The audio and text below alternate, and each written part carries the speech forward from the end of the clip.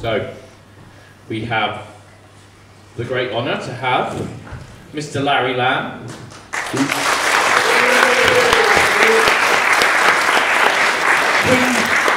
In case you didn't notice him, was the male actor in what we've just watched. We have the lovely Laura Bayston, who is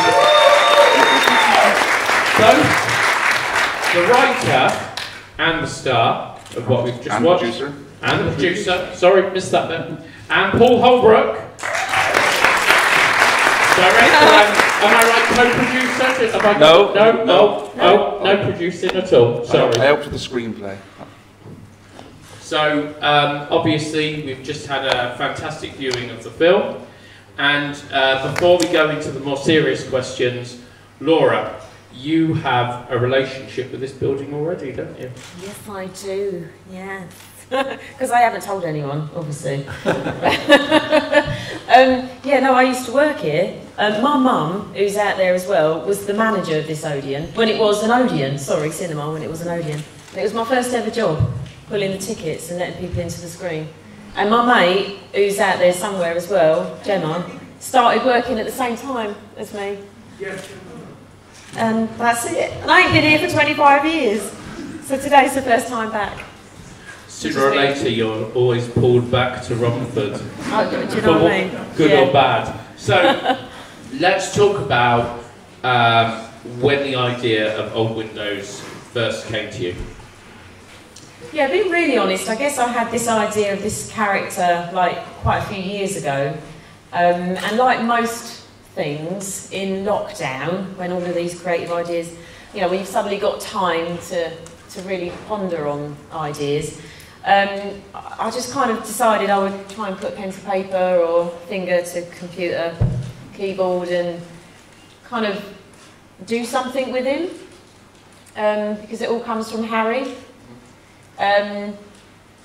Yeah, and I just wanted, I was missing home, I think, at the time, because I live in Cheltenham in Gloucestershire and I hadn't seen my family in a long time. I was feeling quite nostalgic for home, and, you know, I grew up in Dagenham and I got a lot of family at the time that were in Stepney and Shadwell and East London, and so I was, it just seemed quite natural to put Harry in that environment, you know, in a cafe or a pie and mash shop, and as it turns out, a cafe, and just, yeah, a little slice of life, really, with a little homage to home. So, Paul, tell us when you came in. So by the time it got to me, I think Laura had done, I don't know how many drafts you'd done before you got it to me, but it was like, you know, she thought it was at a readable stage. She sent it to me and said, what do I think? And then I just read it, and I think the first thing that grabbed me, the nostalgia was obvious. It was all in all of it. It was too long, the nostalgia was coming through. And I just thought, you know, there's something there that is, there's a lot of my films don't have much dialogue. So the first thing, this was obviously a huge dialogue-heavy film, and I'd never done that before. And me and Laura had worked together a lot before, and I'm usually taking dialogue away from her. So she was kind of like, you know, I could tell that if she was going to play this, it was like, she's the star, she's going to have all this dialogue. And I needed a bit more dialogue on my show reel, and to direct dialogue and to direct subtext a bit more. So I saw an opportunity, and I just said to Laura, you know, this is shootable on a small budget. It's one location, 2 actors. It's a showcase for you. It's something that's missing from my CV. Why didn't we start working together on it and see if we can, yeah, kind of thrash out something that is engaging for 20 minutes short. And then, of course, Mr. Larry Lamb came in. And tell us about how you became involved in this project. It's like everything else, the phone rings, you know. And my agent said, look, I've got this script, they'd like you to read it. A couple of days' work, and I read the script, and the script was really good. And by this time, you know, it had moved along from the stages that Paul and Laura were talking about, and had gotten to the point where it was, you know, clearly a workable story. And yeah, I could see myself as the character. I guess that's it. That's what you look for. And it's interesting, you know, like for people who don't really understand the way that the film business works, is that it's just a script. It sort of emerges as an idea, and then gradually it's worked on, it's pulled to pieces, put back together again, bits added in, bits taken out, and you gradually finish up with what becomes the script the shooting script, the script that you finally film. And so, as I say, it was already a developed idea, and so for me, it was very definitely straightforward. If they want me, I like the script, let's do it.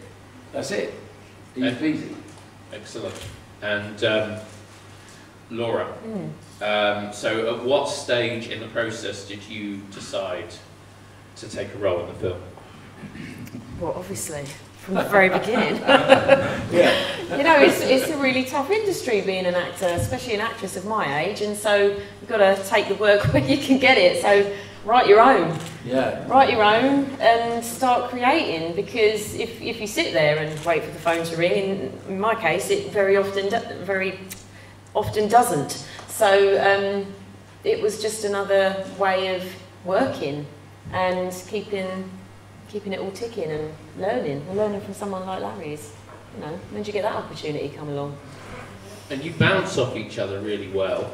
I think there's a nice flow in the back and forth with the two characters. It's all in the script. It's always there. You see it in the script. You don't really need. It's kind of like, in a way, if it's really good, it's joining up the dots really. But it's in the script. It's like when we did Gavin and Stacey. You know, you could see it. You could see it there on the page.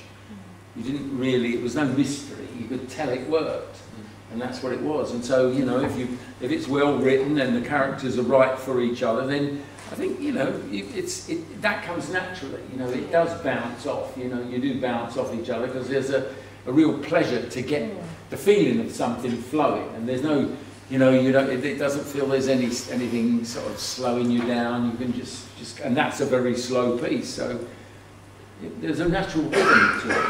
That's what it boils down to. That's in there from the writing.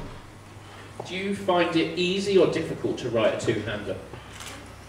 It's the first two-hander that I've ever written, and I never really intended, I didn't really know, to be honest, how I intended it to pan out. I had a rough idea, and I think I definitely wanted kind of two stories simultaneously running at the same time with the subtext. That was really important to me, because that's so evident in life, isn't it? You know, it's how you say something can say a million other things. So I think in Old Windows it really is, you've got your story that's audibly happening, the words that are being spoken, but then you've got a whole other story that's happening under the surface that's not being spoken, and that's being told in the looks and in the pauses and in the silences. And I just love that about the human condition and life. You know, it's really interesting how you can tell a story, and that's what I love about a lot of Paul's films. You know, there's no need for dialogue because everything is said through other means, through the body, through the face, through, you know. And that's the crucial thing. You know, that's what the director does with the actors. He sees the story.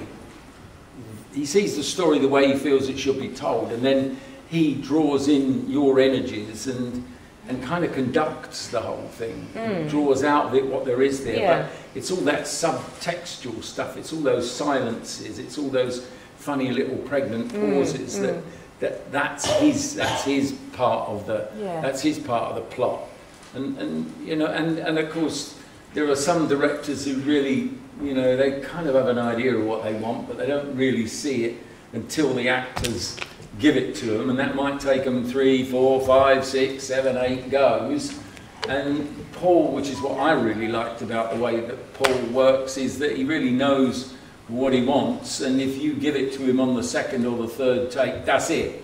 You don't have to keep torturing yourself and everybody else to death for another 3, 4, 5, 6 goes, which, number one, it's time consuming and it's very frustrating because you're thinking to yourself, well, we got this an hour ago. So, and that by the end of a long day, you know, you get too many of those situations, and you know, Paul very definitely knows what he wants. He knows what the film is that he's making before he starts to shoot it, which is a big plus. I like the way you raised your eyes at me then. Paul, I know I've asked you this question before, but the pair of you, yourself and Laura, you've worked with each other quite a lot now. How many times have you worked together? She's been the lead 3 times, altogether I think 5. Yeah, I think so. 6, 5, 6. Hungry Joe, Follow, Old Windows. Yes. About 5? Daddy 5 Paul, films? Yeah, 5 or 6. Girl and a Gun, the charity thing. Oh, Girl and a Gun. Yeah, forget that one. 6, let's say 6. Like once upon a time when I used to make film, people said to me, why do you keep working with the same people over and over again? And I know why my answer is, why do you think it's so important to work with people again and again? I don't know if it's essentially kind of broadly important, but to me it's just kind of, if it's not broke, why try and fix it, you know? We got a good working relationship, we trust each other, our sensibilities, our tastes are very similar, our instincts are very similar. And I just get what I need from Laura, and it feels like a bit of a comfort blanket now, to be honest, when I get on a film set. And as I write now, you know, halfway through the script, if it's a female character, similar to Laura's, it just becomes Laura on the page now, because I'm just so used to working with her, you know. And I know what her strengths are and what I can put into the script to use her for. And, do you know what I mean? So it just becomes, it's just a comfort blanket, really. Yeah. I think it just becomes natural. A lot of directors try to do that. Obviously, they can't always do it. But you know, the thing is that it's too easy to overlook the fact that, you know, the stress that is involved in making a film. You're out there, you know, you're an independent operation. There's no backup. It's like you're flying on a wire, and the wire's very, very, very fragile. Anything can go wrong.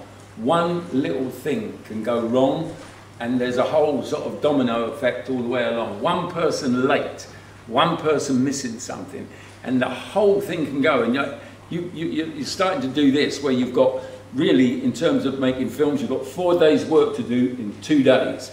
There's no room for it going over. It's got to be done.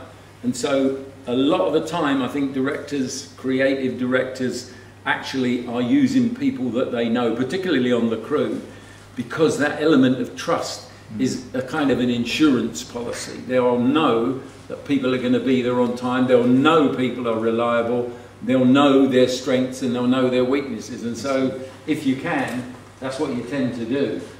You know, like French filmmakers and, you know, a lot of European makers, when you look at the cast and the crew, so often you'll see that so many names roll up again, you know.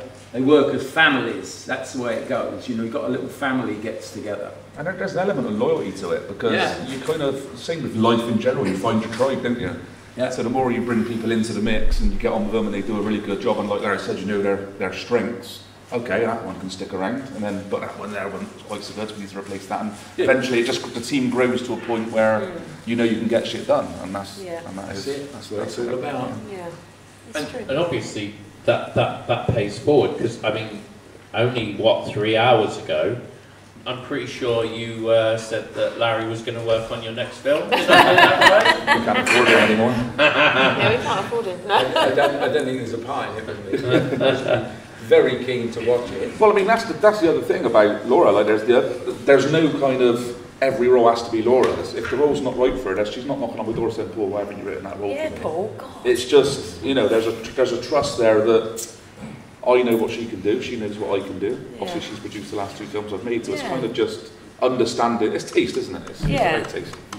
Yeah, and likewise, I'm working with other directors doing other projects. You work with other and things. directors? I know, right? Well, I'm just going to say, if you're going to work with other actors, Relationship. but it depends what the project is, doesn't it? It depends. Not everyone's going to be suited to every project, but it just so happens that a lot of the work that we want to make, like passion projects, we just totally get it, like 100%. Everything about the tone and the style, the story. We're good at just kind of exciting each other as well, if you know what I Yeah, mean? So like, with she'll convince stories. me a project's good, and then I'll convince her, and then we suddenly find ourselves both excited about something, and then find out you're making the film. You know? Yeah.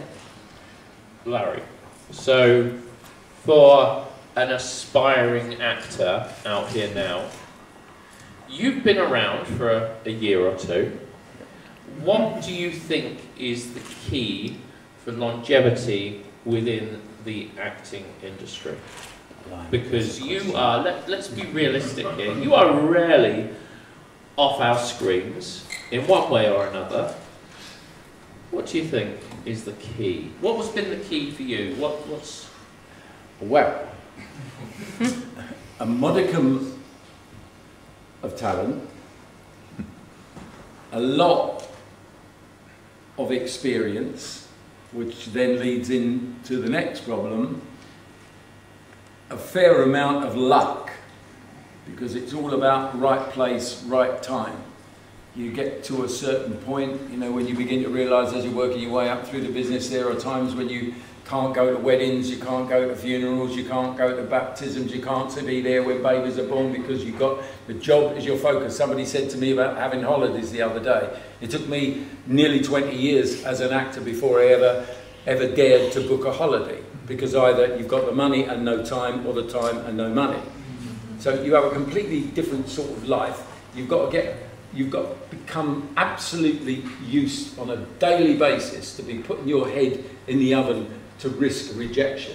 That's the problem. The rejection factor is just, it's insane. Because, you know, statistically, if you're lucky enough to get 10 auditions, you might just get one job. That's it. So you spend your life looking for situations where you've got a 90% chance of getting rejected. A lot of people, they are bright enough to realise early on that they can't do that. And then, you know, getting experience. Experience is what makes you employable. And you don't get experience unless you've got the talent, you've got the luck, and things go right on the timing. It's making the right choices. It's, you know, particularly when you're starting out and there's a little job that you think, I don't really think I want to do that, and I've got this thing I could go to, and I can make an excuse that's viable and I can get out of it.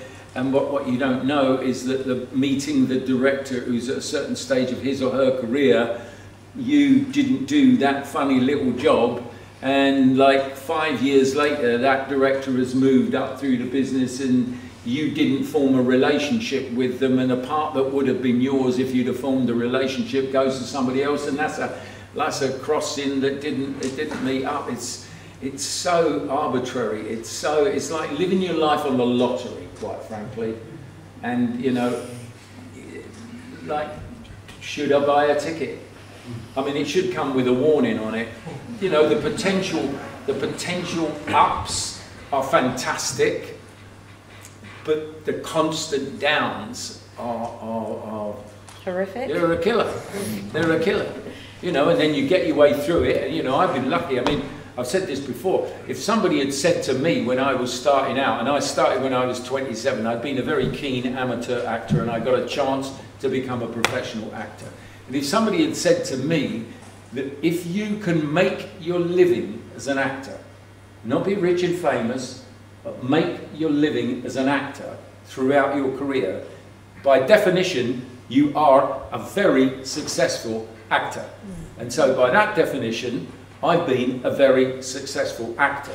But if I'd have known back then what it was really all about, I think I might have had a bit of a closer look at life on the other side of the camera, which is a huge industry. You know, I mean, if you sit in the cinema and watch the credits roll over after a film, I mean, there might be, I mean, sometimes there's a lot of, you know, might be 15, 20 actors or whatever. There'll be best part of 150 people that have made that movie. You know, and it's a business about making movies, but it's the actors who are there as the subjects of the movie for you to watch. But it's a huge industry, and I'd never really understood it until I got into it. Just what a big thing it is, and how much work there is involved, and how interesting it is, and how it's not all about the actors at all. Especially when you're on a job and you realise that, you know, oh, here come the actors, right? And there's that world behind the camera, and there's that world in front of it. And even as somebody who's had, you know, as I say, a successful career, I think I might have been just as happy being in a creative situation behind the camera. So, enough from me. Let's see some hands with some questions. Thank you very much. Hi folks, just saw your film. Perfect. What a perfect little number. really just tight and sharp and just really switched on. I really enjoyed that. You know, I've seen loads of shorts, right? That was one of them, yeah. So anyway, the question I got, you know, obviously, you know, the actors, right? That was rock and roll, man. That was really good, Larry. I had no idea when you came in the room. Jeepers. Anyway, listen. What I wanted to know, right, Laura, this is the way you get yourself out there, yeah. So I don't know whether you guys like talking about, you know, what does it actually cost, but do you allow yourselves to talk about how much you had to hemorrhage to pull it off? I'm happy to. It cost us probably knocking on about £12,000 to make Old Windows over 2 days, and that was cheap. Yeah. Making films is really expensive, and even when you get the most incredible, amazingly talented, hugely experienced people coming and working for next to nothing, like 80 quid a day when you should be paying them 600 quid a day, you're still going to hemorrhage money in all places that you wish you weren't hemorrhaging it. Where does it mostly go? On post or in the actual 2 days? People. People. People. Yeah. How many crew on yours? I mean, on the shoot, probably, I wouldn't call it a skeleton crew, it's probably somewhere between a pro crew and a skeleton crew. Let's say 20, plucking it out. 20?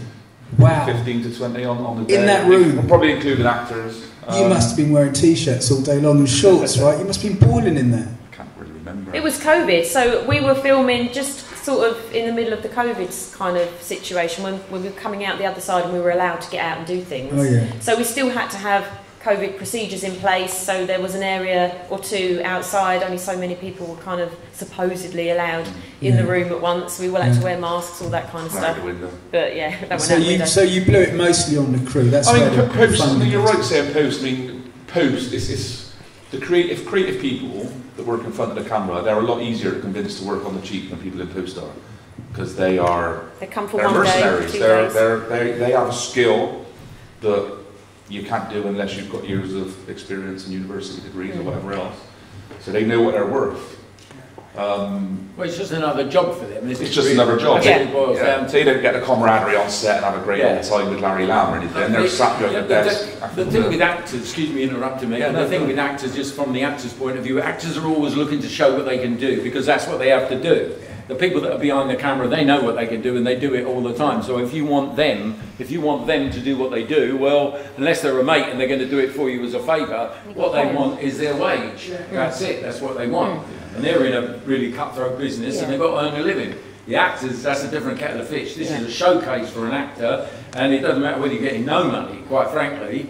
You know, I was overpaid, but No, that's the thing. You do it because you feel that's what you want to do, and if they've got it together to make a little film, it's a couple of days' work, well, good on, there you go. Yeah. You've got to be really passionate to do it. I think, like going back to Larry's question about, you know, what it takes to be an actor or an actress, whatever, I think you've just got to be really, really passionate. You've got to love it. And absolutely would walk on broken glass to do it. And I probably would, to be honest, because I'd be like, well, my feet would heal, so that's fine, I'll get over it. And I probably got more chance of that happening than, you know, that job over there. Because the actual core of being an actor is 99.9% rejection, and you have to get your head around it. You really do. And if you can't, you will be depressed, in a corner, thoroughly miserable and unhappy with your life. So you've got to find other outlets. It's a fun Q&A. It is though, but it's the truth. It's the truth, and most people don't say it enough. So you have to find another outlet, and it has to be a creative outlet, and it has to come from a passion. And so that's why we're trying to make movies and trying to make films and trying to get the work and doing it this way and employing those amazingly creative, talented people to come and be our crew. And they know that, and so they come and work for 80, 100 quid a day rather than what they should be paid. It's loyalty. You've got to pay it forward as much as you can. But yeah, it's not cheap. It's not cheap. Real actors live to act. Non-real actors, they act to earn a living. That's the thing, you know. And that was always my problem. I wasn't passionate enough. I got in it too easily. I fancied myself too much. I took things for granted. I got opportunities which I squandered, and so it's like you have a wonderful career that you think, God, if I'd have thought a bit more carefully about this and realised that everybody that I'm up against in this business would, as Laura said, walk with bare feet on broken glass to do it. That. If you're going to be an actor, that is what you're up against. And if you do not feel that passionate about it, my suggestion is like steer clear of it. Yeah. Because you are going to be surrounded by people who are absolutely driven by the desire to get up there and act. That's it. Yeah. Hi, great film. So what tip would you best recommend for new filmmakers? What tip?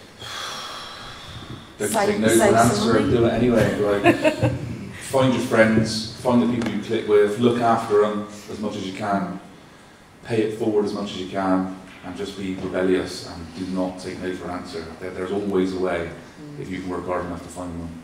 That's what I would say. Yeah, just make it. Just do it. Find your tribe. Definitely. Find the right people to work with. And don't neglect the script. Like the amount of people that will just go over in a script, let's go make a film. All the work happens on the page, that's where it works. So that, you can do that work for free. So one that does as much of it as you can in development, it doesn't cost anything. As soon as you turn the camera on, it's costing you money. So yeah, don't neglect developing the script. First of all, I am starstruck. I feel like a little fangirl. I wonder if One Direction concert. That's all. I'd just like to say, first of all, thank you for all that sincerity and candour you put onto the screen. It was amazing to watch, and I admire the whole talent of your team. I do have a question for each one of you. First of all, Paul, you would have to be a Guy Ritchie fan, would you? I like Guy Ritchie. Why do you ask? I was going to say, I saw a lot of similarities in his cinematography and yours, with the like close-ups and the lighting and the mise en scène. It's beautiful. Thanks. Not to trick you off too much, but no, it was lovely, man. It was lovely. I suppose a lot of Guy Ritchie's films have a shitload of energy in front of the camera, didn't they? We were the opposite. We didn't have any energy in front of them, so we had to kind of find the. There was no guns. There was no guns. We had money, I suppose. Just a little bit of that. But I'll tell you what. That film. You'd be surprised how much work went for two people sat in the room. You'd be surprised how much work went into post on that. The fiddling with where sound track comes in, where sound design comes in, where it was encroaching, where it wasn't, where we let the actors breathe, where we let the silences land, and all this kind of stuff. It was really, really hard. When you got action like Guy Ritchie's got, it's so much easier to cut together because you cut into all this fun. Yeah. There's not a huge amount of fun in that from a visual point of view. So the edit was really, really difficult, man. I had a time of my life, I'm not going to lie to you, mate. It was brilliant. Thank you for that. And Laura, your relationship with the camera was beautiful. Oh, thank you. I have to know, like, how many times did you have to, like, maybe redo a shot, maybe redo a line of dialogue? Because you seem very professional. I'm not sure if this is the first thing I've ever seen you in. I might have to go back, look at your Wikipedia page, IMDb. But that was so professionally done. I didn't expect to see something that personal. Thank you. Well, I've been working in front of the camera for the last 10 years. I came into it late. I mean, I always did, you know, drama and stuff from a young age. I went to the Anna Scher Theatre School, and it was always a passion. But then life got in the way, as it does, and so I came back into it a lot later. But I guess in terms of how many takes did we do? To be honest, I treated learning that script like a play. And so we tried not to break it down too much. I mean, you didn't have, I mean, she's doing 8-minute takes. Yeah. And she's getting no more than 2 goes at it per set. I think we probably only did it about 3 times. Yeah. From start to finish. Yeah. 3 times. Yeah. And I think that's the best way to do it. I think when you go over and over and over things, and when you rehearse things too much, it's different if it's a stage play. But I think as long as you know what the intention is behind the words, and as long as you know what you're trying to do to the other character, which is really important, you know, what am I trying to make this character feel when I say, which is what I mean about the subtext. Those little looks that I might give to Harry is really what I'm saying is, are you who the fuck are you, and what has my mum and her dry cakes got to do with anything? Do you know what I mean?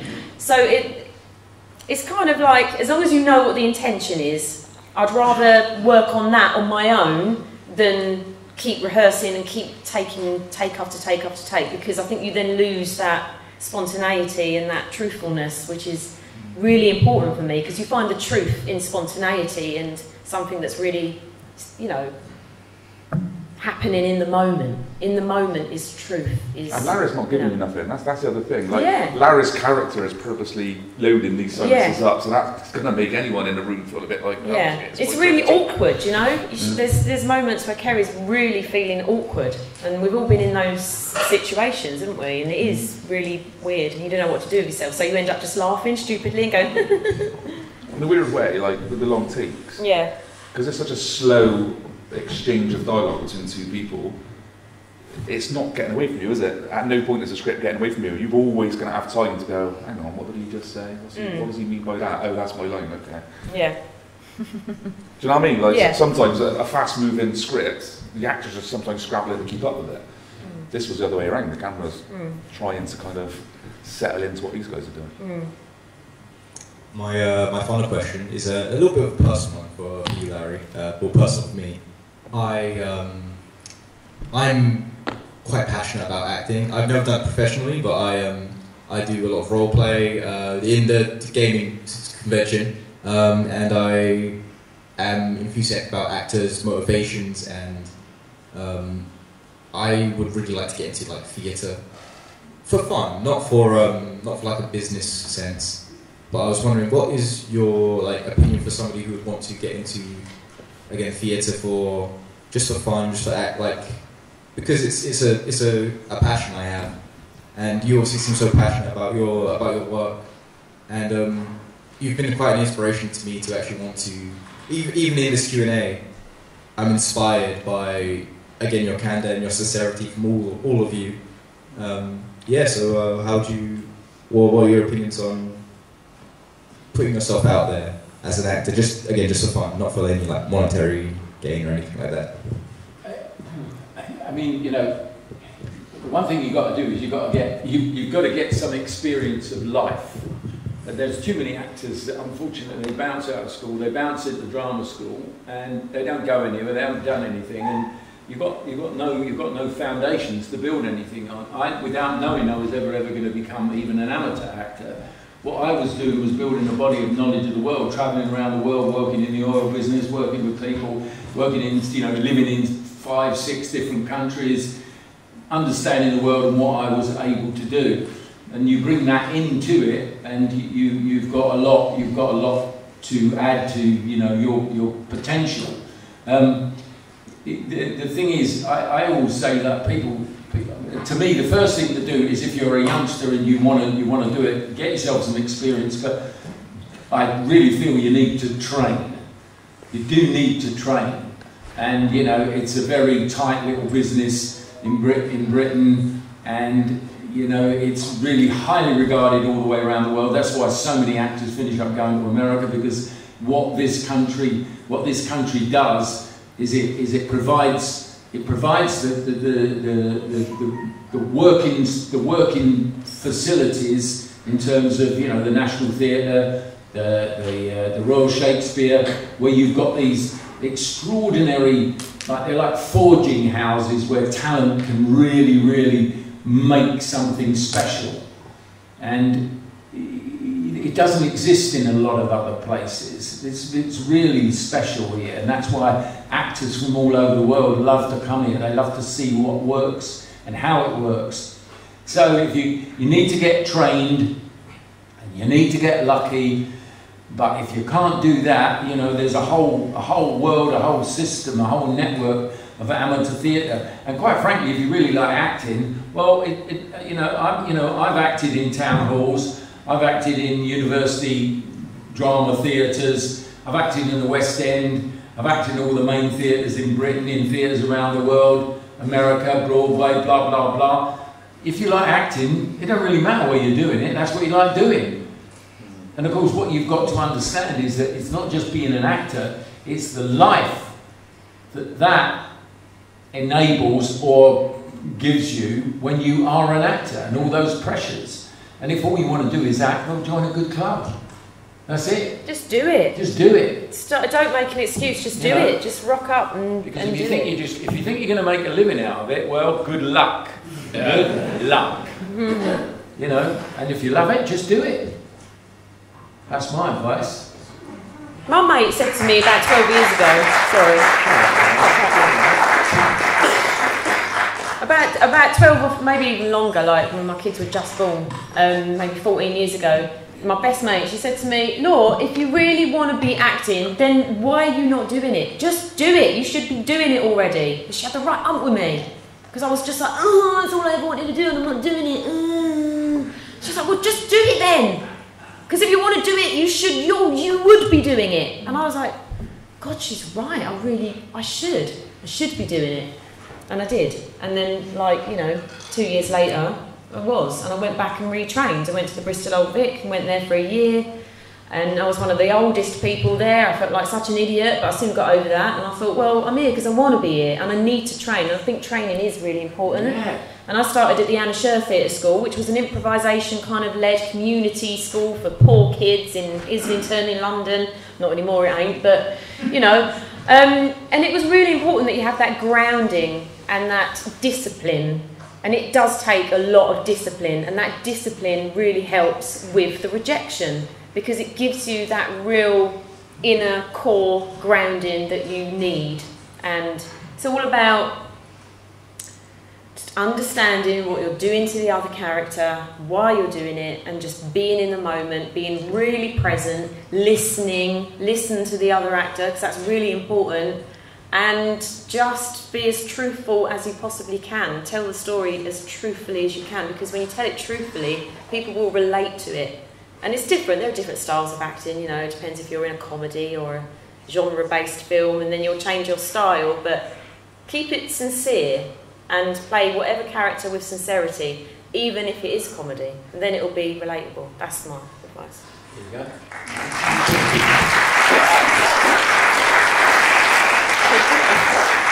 So, Kate, that's 5 people now that have told you to just do it.